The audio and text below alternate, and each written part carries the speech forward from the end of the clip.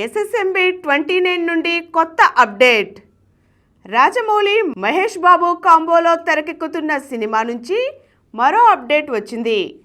ఇందులో హీరోయిన్ ప్రియాంక చోప్రా పాత్రను పరిచయం చేస్తూ రాజమౌళి పోస్టర్ రిలీజ్ చేశారు. అందులో ఆమె చీర ధరించి చేతిలో గన్ పట్టుకుని అగ్రెసివ్గా కనిపించారు. ఈ చిత్రంలో ప్రియాంక మందాకిని పాత్రలో నటిస్తున్నారని జక్కన్న తెలిపారు. వెల్కమ్ బ్యాక్ దేశీ గర్ల్ అని ఆయన ట్వీట్ చేశారు. రష్మిని చూస్తే గర్వంగా ఉంది.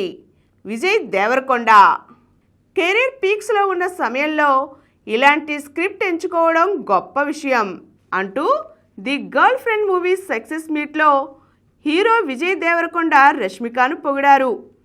రషి జర్నీని చూస్తే గర్వంగా ఉంది. నిజ జీవితంలోనూ ఆమె భూమాదేవియే. ఎవరెన్ని మాటలన్నా పట్టించుకోకుండా ముందుకు వెళ్తోంది. రష్మిని చూస్తే నాకు గర్వంగా ఉంది. ఆడవాళ్ల సంతోషాన్ని, కలల్ని మనం రక్షిస్తున్నట్లుగా ఉండాలి అన్నారు ప్రముఖ కథానాయకుడు Vijay Devarakonda.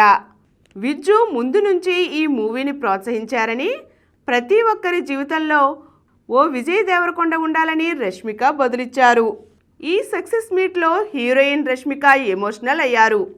మూవీలోని song live performance చేస్తున్న సమయంలో ఆమె తీవ్ర భావోద్వేగానికి గురయ్యారు. ఉబికి వస్తున్న కన్నీటిని ఆపుకున్నారు. రాహుల్ రవీంద్రన్ తెరకెక్కించిన ఈ మూవీ ఈ నెల 7న థియేటర్లలో విడుదలై విమర్శకుల ప్రశంసలు సైతం అందుకుంది.